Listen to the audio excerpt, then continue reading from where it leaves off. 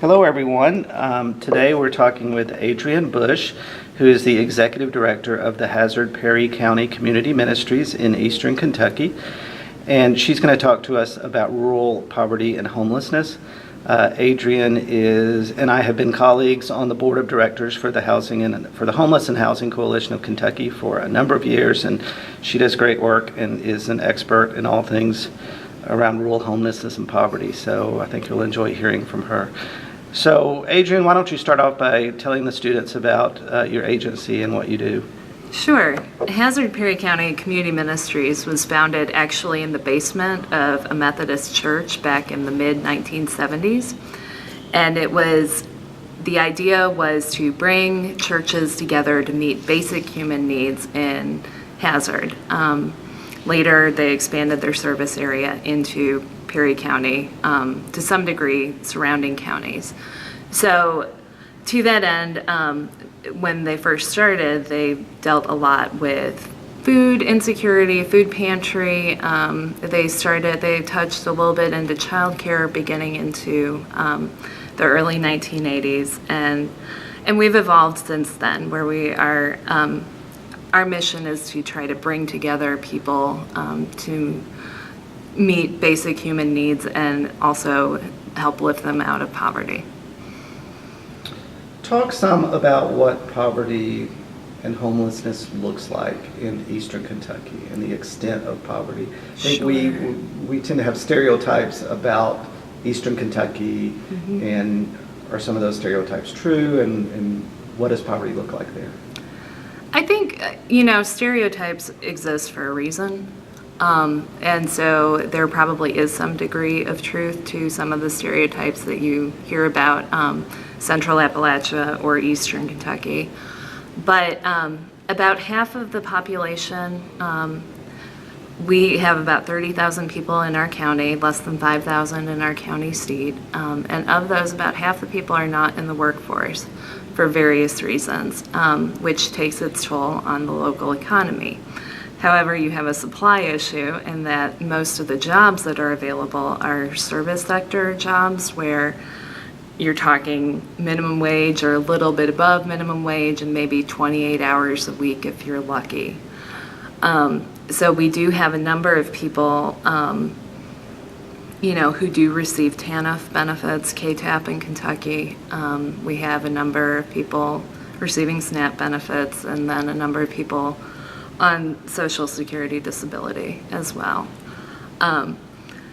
We do have a larger economic issue.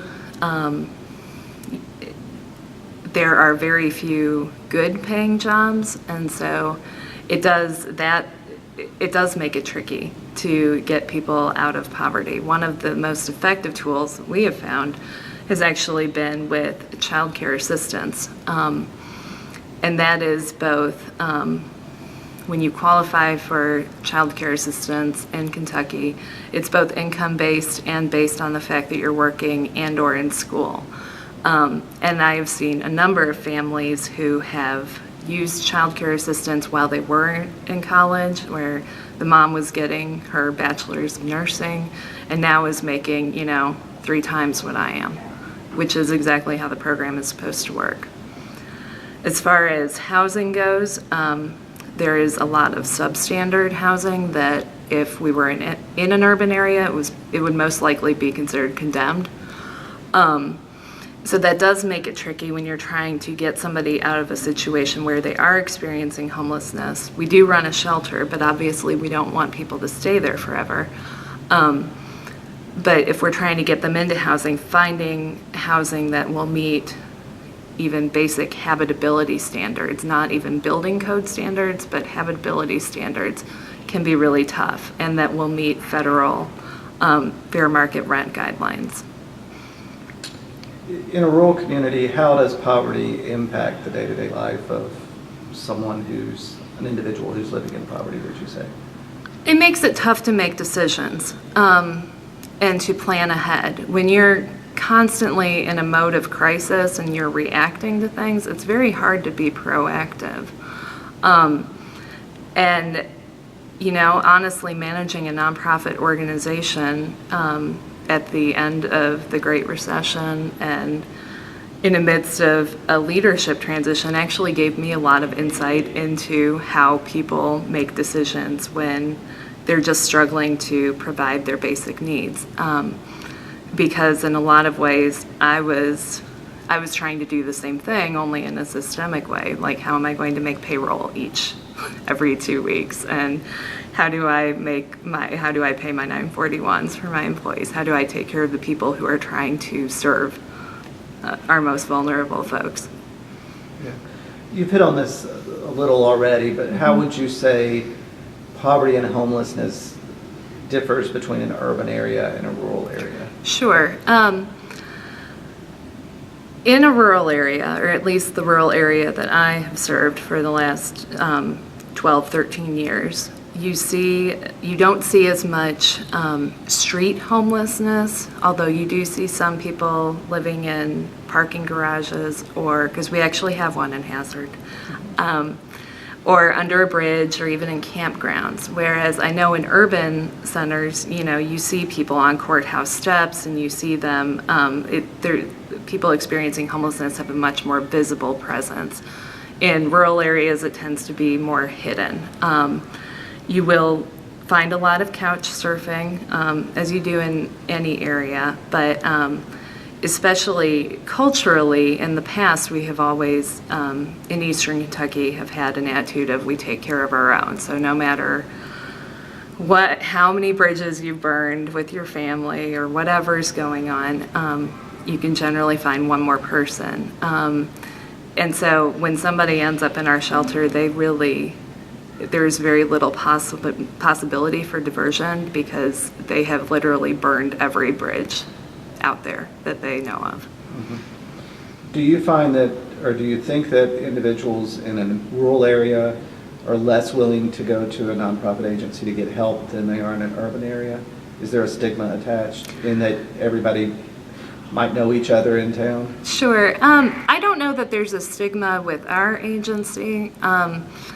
And that's because we're not primarily known for our mental health services. I do know that there is a huge stigma in my community about if you do need some sort of behavioral health or counseling, going to the local comprehensive care.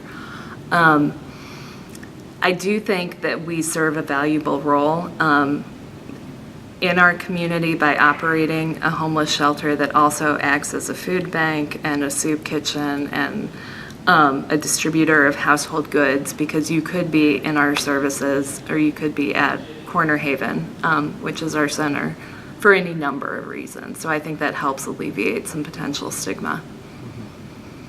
What's most challenging for you and your staff in working with this particular population? I would say lack of options.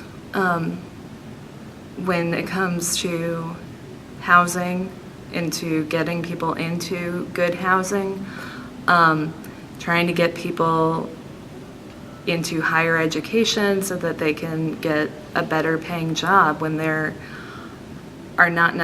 not a surplus of jobs to be had. Most of the jobs that we have that are good paying are in the healthcare industry. So you do see a lot of people going into those fields.